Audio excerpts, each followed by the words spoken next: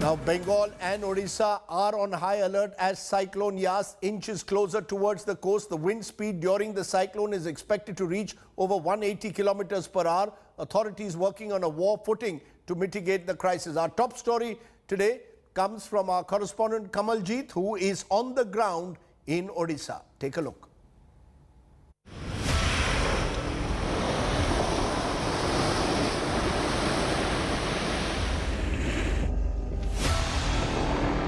Trains chained to the tracks. Lakhs evacuated. Relief teams on ground. Odisha and West Bengal are on high alert as the very severe cyclone Yaas inches closer towards the shores.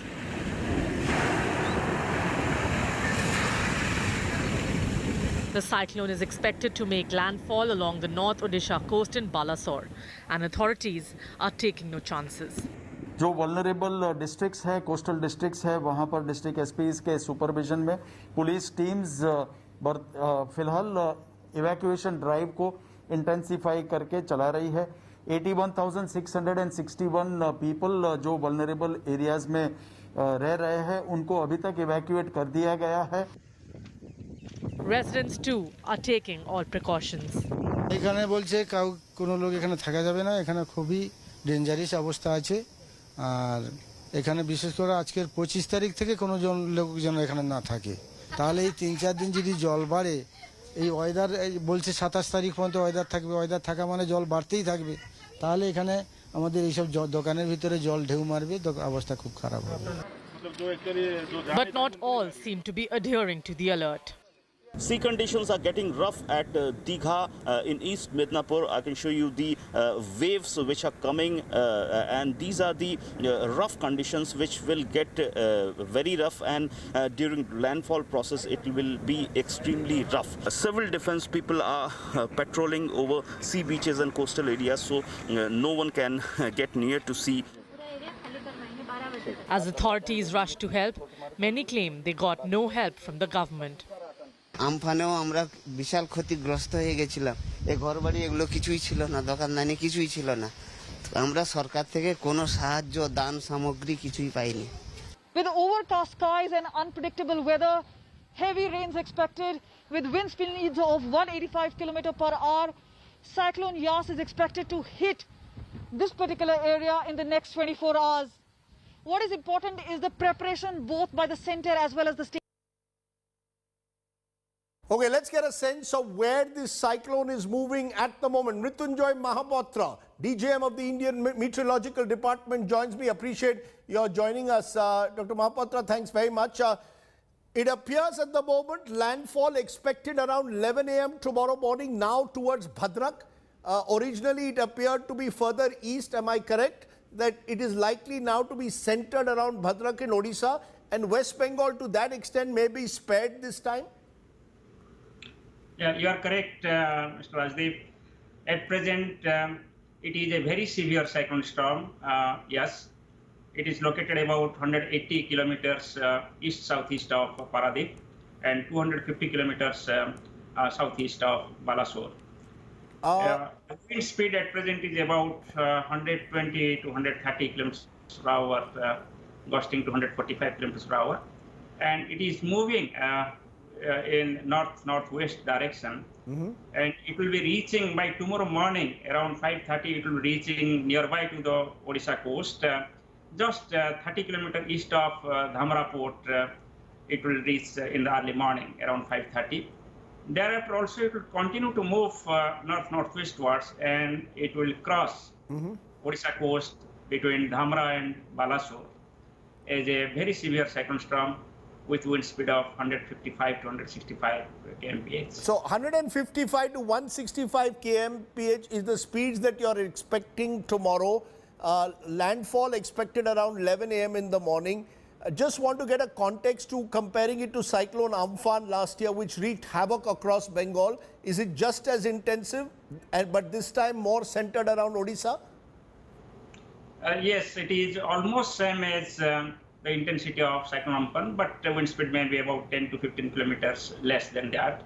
And the cyclone Tauktae, which just crossed Gujarat last week.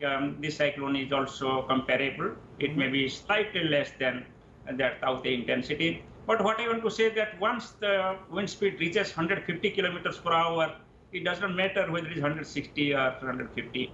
It will have the equal damaging potential. It can lead to uprooting of large avenue trees, bushy trees. It can lead to large-scale damage to thatched houses, tin houses, asbestos houses, mud houses. It can also cause bending and uprooting of electric poles and telephone poles. It can cause the hoardings and display boards as the projectiles. It can move around. It can hit the vehicles. It can hit the houses. It can hit the people. So therefore, as you have seen in the recent cyclones, there could be large-scale damage. Okay. So apart from that, this particular cyclone is having a unique characteristics in the sense that it has got a very large size and it is causing rainfall starting from yesterday. And today there is also continuing of rainfall over coastal Odisha. And squally winds have already started in West Bengal and Odisha coast. At present, wind speed is about 65 to 75 kilometers per hour, gusting to 85 kilometers per hour along Odisha West Bengal coast. Wind speed will gradually increase from midnight of today. Especially the Jagatsinghpur, Kendrapada districts and Bhadrak districts, wind speed will increase. It may touch about 90 to 100 kilometers per hour. And by early morning of tomorrow, this wind speed will be 155 to 165 kmph. And this wind speed will prevail up to Balasore and Midnapur districts like Kendrapada, Jagatsinghpur, Bhadrak and Balasore districts of Odisha and Midnapur districts, this high wind speed. And up to the afternoon or evening. Okay, so you've given us a sense, Mr. Mahapatra, of what lies ahead. Clearly, the next 12 to 14 hours are critical. And as you said, wind speeds are going to be extremely intense. We are in super cyclone mode in a way at the moment, which is why we've got a lot of precautions and evacuations being taken. As always, Dr. Mahapatra, thank you very much. The IMD doing a great job in tracking the cyclone, both last week along the west coast and now along the east coast of the country. In fact, we seem to have become a cyclone hub because, as you will just see across our screens, visuals of 4 tropical cyclones that have ravaged the country in just the space of the last year. The latest being Cyclone Yaas, that is set to make the landfall on Odisha shore tomorrow. But as we saw with Cyclone Tauktae last week on the west coast of the country, causing a lot of damage in Gujarat. Last year it was Cyclone Amphan in Bengal and Cyclone Nisarg on the west coast of the country. So both the Arabian Sea and the Bay of Bengal, the subject of cyclones. As the intensity and periodicity then of cyclones intensifies in the country, I'm joined by a very special guest, acclaimed author and climate change chronicler, Amitav Ghosh joins me. Appreciate your joining us, Dr. Ghosh. Cyclone Tauktae last week hitting the west coast of the country. Now Cyclone Yaas all set to hit the east coast of the country. It seems as if both the coastlines in a way are under siege, something that you've been predicting for a while, Arabian Sea and Bay of Bengal. Well, yes, the Bay of Bengal has, even within living memory, always seen, many cyclones. The Bay of Bengal is notoriously a cyclone breeder, as they say. But what has really changed is the Arabian Sea. I mean, it's the Arabian Sea that's heated up very, very fast. And, more and more cyclones are coming really over there. I can tell you, I was in Goa in April. And one day I went to the beach and I went into the water. And the water was like a warm bath. It was so warm that really one couldn't even stay in it. And, this is something that you've been saying for a long time, that watch out for cyclones that are brewing over the Arabian Sea. Don't keep all your attention only on the Bay of Bengal. But when now, in 2 consecutive weeks, we're hit by 2 cyclones, obviously the system should get alarmed. There should be a great deal of alarm, actually. Even though I, for example, have been warning about this, I really never thought that these changes would occur so fast. I think that's the really staggering thing, even those of us who are aware of, climate change issues, the pace at which things are changing is just outrunning anything that anyone had ever imagined. And it's the impact that's being faced in different parts of India's coastline. We've seen the enormous damage that was done along the coastline of Western India last week. Trees, century-old trees being destroyed, human lives being lost. And the cost, particularly for the coastal communities, seems huge at the moment.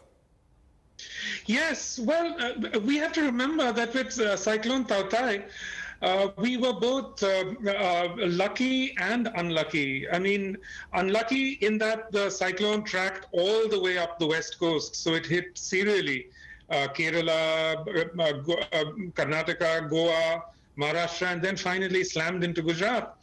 But on the other hand, we were very lucky in that Cyclone Tauktae was, 150, the eye was 150 kilometers offshore. So it was anything but a direct hit. It was anything but the big one. The big one will be much, much worse. If there's ever a major cyclone which actually has its eye over the coast, you can imagine then the extent of the damage that you're going to see.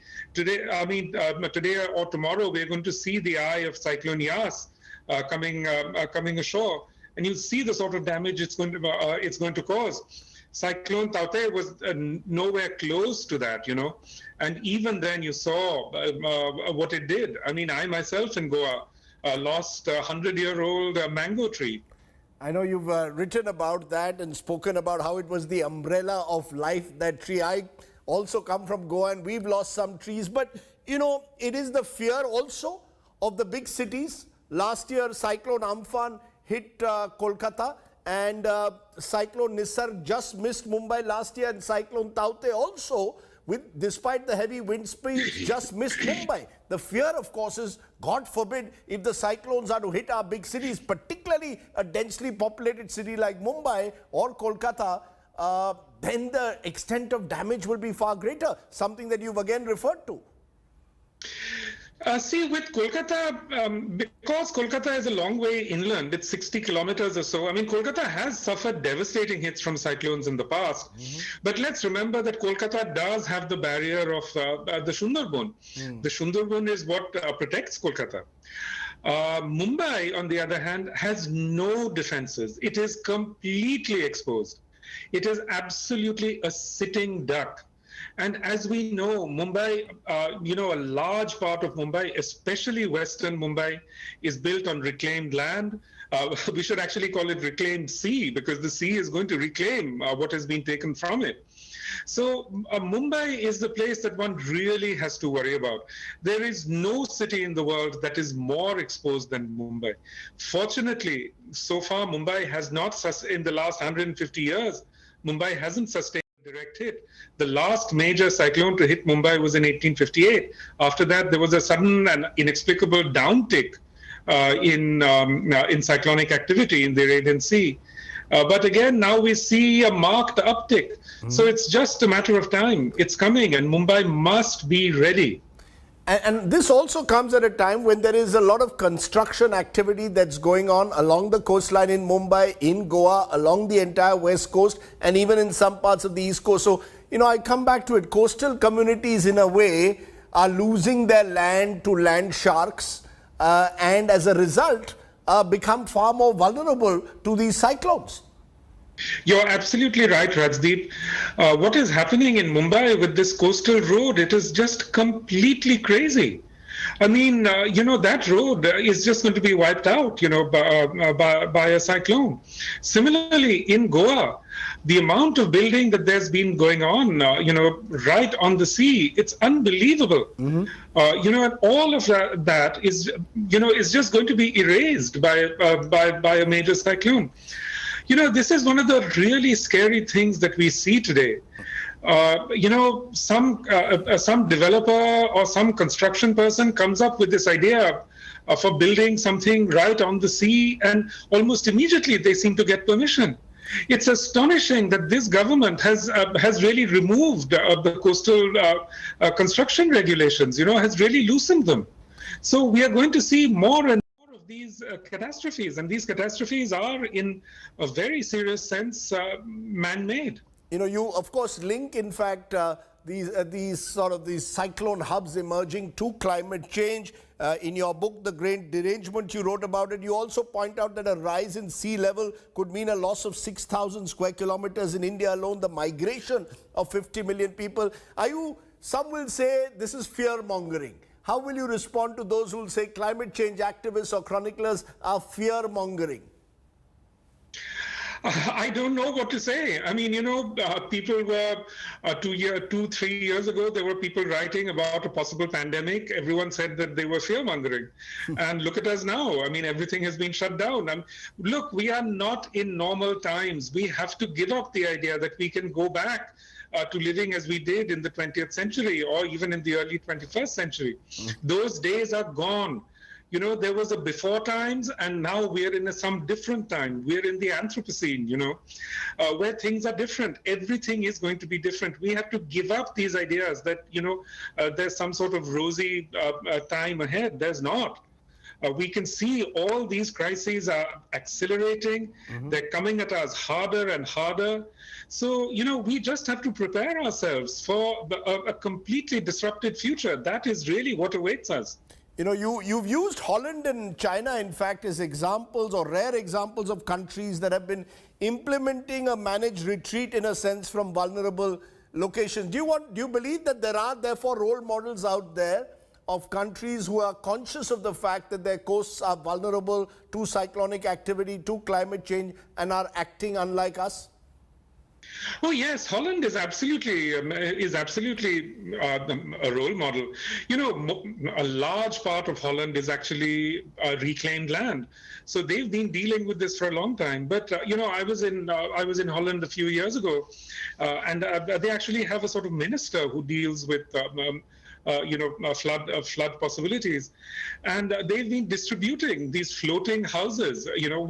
They have a very elaborate plan for retreating, for letting a part of the country flood, and they've created these floating houses, etc., for people to live in, if that actually happens. Even here in New York, there has been some managed retreat. They don't talk about it exactly in that way. But the city has bought out people, who live in exposed parts of Staten Island.